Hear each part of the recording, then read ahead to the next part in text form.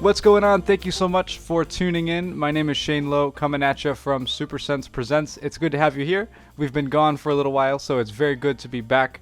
I am here today with my friend Elif. If you'd like, thank you so much for coming. Please tell the people who you are. Hi, everybody. My name is Elif Emir Öksüz. I am from Turkey. I am a faculty member at a public university which is called Ankara Yıldırım Beyazıt University in Turkey, in the capital city. I'm a psychologist and counselor. I have been to the United States between 2012 and 2019. I got my master's degree and doctoral degree there, and currently I am teaching lots of courses at the undergrad level. And I'm That's totally cool. Thanks so blind. much. Thanks so much for coming on Supersense, man. I really appreciate you being here. You got your master's and your PhD in 7 years. That's Yes, impressive to me. that's true. That's And pretty good. also, uh, within that time, I got a baby, and when I got my PhD, Nice. she was 2 years old. Wow. So you're busy. I Is was. the baby back in Turkey with you? Are you guys now Yes, in Turkey? she's with me. Mm-hmm. Oh, cool. That's wonderful. Yep. So, what what got you into what's your PhD in It's in psychology? counseling. Oh, in counseling. Okay. Mm-hmm. So what got you into counseling? Like what started your interest in that field? I will be very honest with you and the other audiences. When I was in high school in Turkey, I was a quite hardworking student, but I was blind by that time too. So I was thinking which jobs that I can perform after graduating. And technology was not this much enhanced, and attitudes were much more negative compared to today, I would say. So I thought that my options are quite restricted, and I was focusing on uh, law school or a possible law career and a psychology career, which do not include so much visual training. And I thought that if I became unemployed, being a lawyer would not help me at all, but being a psychologist can help me. So that was really my honest thinking. I That's considered it makes a lot of sense. become, That's a really yeah, practical I approach to it. yes, I Because what thought are you who would gonna? hire a blind person? Probably I can become unemployed. So being a psychologist would help me much more than being a lawyer. Sure, that makes a lot of sense. So when was this? When did you graduate high school? 8 years. I graduated from high school in 2004, and then I got my bachelor's, and then I had another master's degree in Turkey in counseling and guidance program. And I was a PhD student in Turkey in the same program, and I was always looking for ways to go abroad, especially to United States, because the counseling training was very advanced there. So that was my goal, and when I had the opportunity, uh, I came there, but there were some issues with accreditations of the programs of Oh Turkey. no. So I had to start from beginning, and I got another master's degree in clinical mental health counseling. Oh my gosh. Um, yeah, spent so much time in school. Oh my goodness. Yeah, I can't imagine. I'm almost finished with my bachelor's degree, and once I get my bachelor's, I think that I will probably be wrapped up with school. I think I'm done. I think I'm done. I don't blame Um, you. That took a long time for me to understand that. yeah, no, it's really admirable actually. I really admire the people who have the dedication and really just throw in so much time into becoming educated and really mastering their craft. Mhm. I think that's really commendable. That's really Thank cool. you. So, you mentioned that the technology wasn't as evolved in 2004 and before, which is true. And also that like a lot of the people around you were kind of negative. So what, once you graduated and you were pursuing your degree, like what kind of challenges did you face, and how did you overcome them? Well, That's a first of really all, I boring need. question. I'm sorry. Aha. I'll It's try on to you to make make it the fun. answer 10 times more interesting than my boring question. No, no. Um, I first need to say that when I was in high school and also at the beginning of the college years, I did have some residual vision. And although it was not helpful for me to live a sighted life, I was not identifying myself as a blind person, and I didn't know any blind person at all. So even though technology was not that much uh, underdeveloped, uh, in the world and in my country, I was not aware of it. I was not aware of that blind people can use computer or electronic devices with screen readers. I just didn't know Oh, that. So wow. how did I manage? Um, Very mainly thanks to my mom, who was my in-person reader almost all the time That's until dedication. almost yes, until my maybe like the senior years or junior years. I was introduced to the screen reader JAWS in 2007-ish, almost through the end of my bachelor degree. Oh, nice. Okay, so you were then able to, with the screen reader start navigating computers. Did Hmm. you have what's that like in Turkey, in America, I'm sure like some professors they just don't want to teach someone who is Hmm. blind. They don't want to put out the extra effort. Did you encounter any kind of cases like that in Turkey, and how like were they different in any way?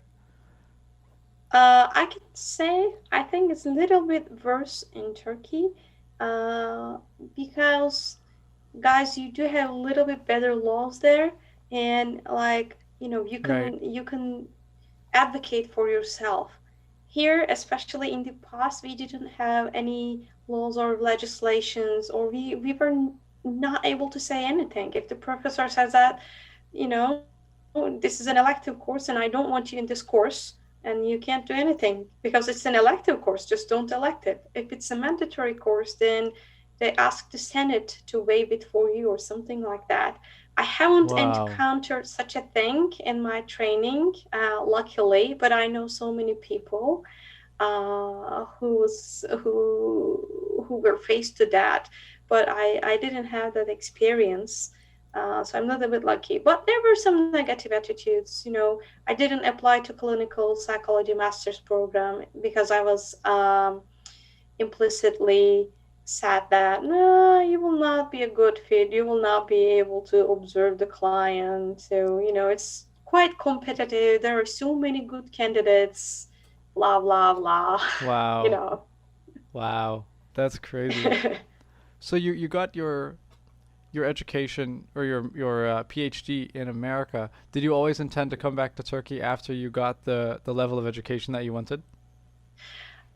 Yes, I did because I have been there on a scholarship provided by my own country, Oh, cool. and that scholarship required me to come back here and teach here for the country. So that's Oh, why, nice. uh-huh, it So was you uh, they paid planned. your full Yeah, education in the States, and then you to come back and teach in hmm, Turkey. That's a really cool program, actually. it is exactly, That's really neat. exactly. So what kind of stuff are you teaching now, and what's that like? That's a quite fun thing that I will tell you right now, and I will relate to your previous question. You mentioned about the courses which are maybe like heavily focused on visual material, and professors Uh-huh. deny our enrollment. You know what I was teaching Yeah. last semester? What's that? Neuropsychology Oh my plus goodness. physiological psychology. Oh my goodness. So two different courses. Probably, I don't think any other course which is this much visually focused in psychology discipline. So many visual material, the brain That makes parts, sense. the Oh yeah. cell parts, and that was not my primary expertise of area, but how some that was my duty to teach those courses last semester, and I was quite successful. My student ratings were quite high, around 4.4 and 4.6 ish for two different Nice. courses. So it was a quite success for me. I feel very accomplished and fulfilled Yeah, that's because really cool. yeah, How did you I would adapt have those been things? Like um go how ahead. did you convey that visual information to the students in a way that was accessible for you but also like effective as a learning tool for them? hmm I was mainly focusing on or paying attention to selecting my textbooks from the ones which are available on Bookshare, and many of them, Great especially idea. the I current wish all ones, professors did has that. yeah, they have descriptions for the images. Many of them have. Oh, So nice. I was copying the image and pasting it to the PowerPoint, and then copying the description and pasting it to the alt text section. So students were seeing the image, and I was reading the description of it. So I was describing the graphics or the brain parts, and students knew that I was blind. Sometimes I was saying that, oh, in this description, it says that the right frontal lobe is slightly larger than the left one. Do you think is it true? So yeah, they That were makes sense. answering. Yeah. I love it. And I was Yeah. using the YouTube videos. There are so many great videos on this type of things, neuroscience and physiological psychology. And I was using my blindness to encourage my students. They were literally crying because the courses were too difficult for them. And I was saying that, come on, guys, I'm doing without seeing, so you can do it. Yeah, absolutely. This is a common thing that I hear a lot from blind educators. Did anyone try to like take advantage of your blindness in any way, like as a teacher, and like how did you combat that?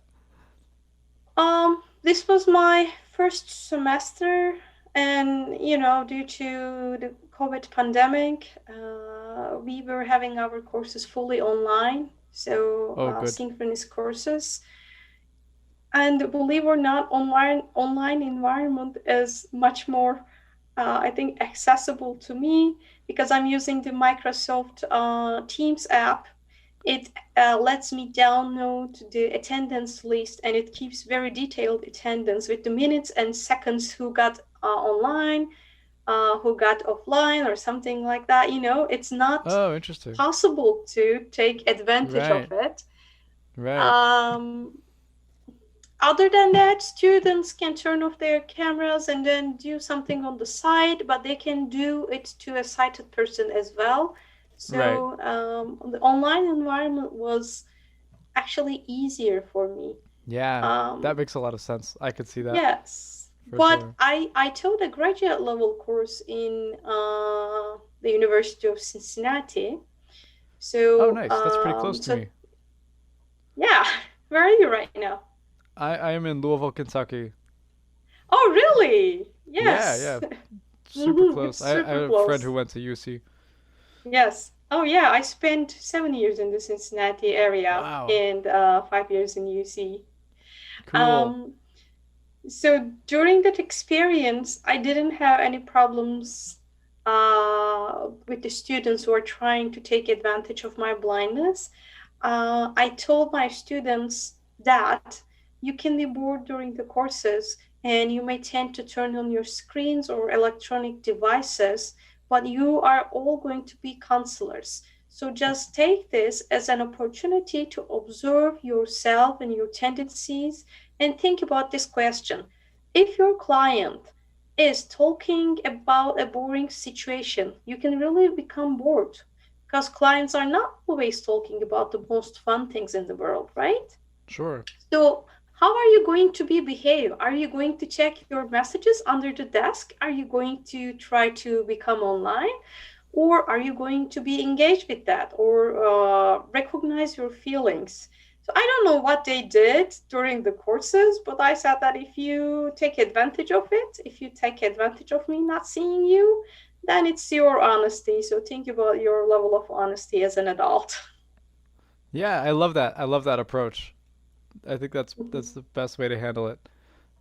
Really transparent and really Yeah. straightforward. I like that. So, if anyone wants to be in touch, or if anyone has questions, any of our readers, is there any way that people can get in touch with you about, their careers or about counseling? Yeah, sure. I do have LinkedIn account. Email account is my full name without any dots at gmail.com. Elif Emir Öksüz. So my full name. Thank you so much. I really appreciate it. Is there any last thing that you want to say, to the listeners? Any last words of advice you can give for them? What I can say, if someone says you cannot do that, because this happens to me quite often, you cannot do that. I almost always deny it, don't accept it. And I ask, no, I can do that, but just in a different way.